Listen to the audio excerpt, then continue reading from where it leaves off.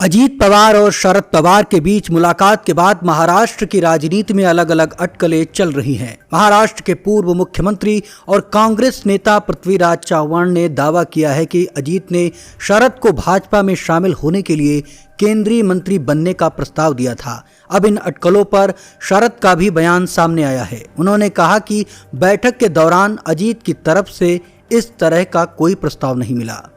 दरअसल शनिवार को पुणे में कारोबारी के घर पर अजीत और शरद के बीच मुलाकात हुई थी। इसमें जयंत पाटिल भी शामिल हुए थे। इसके बाद अटकलें लगने लगी कि बैठक में अजीत ने शरद को 2024 लोकसभा चुनाव के लिए भाजपा के साथ आने का न्योता दिया है। पृथ्वीराज चव्हाण का कहना है कि भाजपा के साथ गठबंधन करने के लिए शरद को केंद्रीय कृषि मंत्री या नीति आयोग का अध्यक्ष बनाए जाने का प्रस्ताव दिया गया।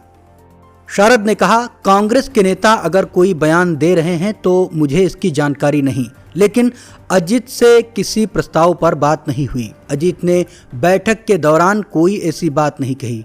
अजीत मुझसे मिलने आए थे, मैं इससे इनकार नहीं करता, लेकिन यह कोई राजनीतिक नहीं बल्कि पारिवारिक मुलाकात थी। परिवार के कई और सदस्य भी मौजूद थे। अजीत और मेरी मुलाकात में ऐसे किसी प्रस्ताव पर कोई बातचीत ही नहीं हुई।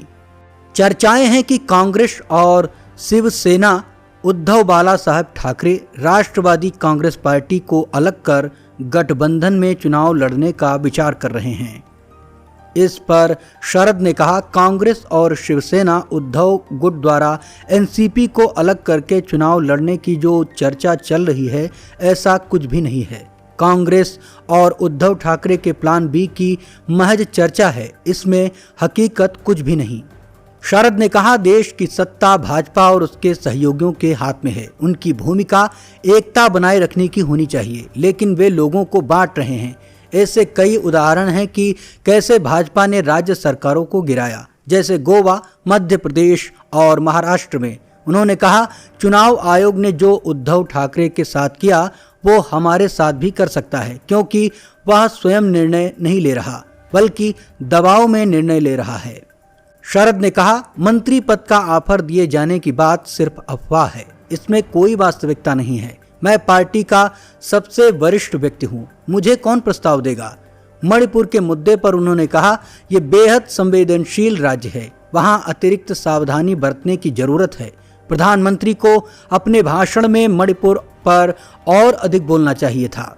ऐसा लगता है कि मोदी ने शायद देवेंद्र फडणवीस का मार्गदर्शन लिया होगा।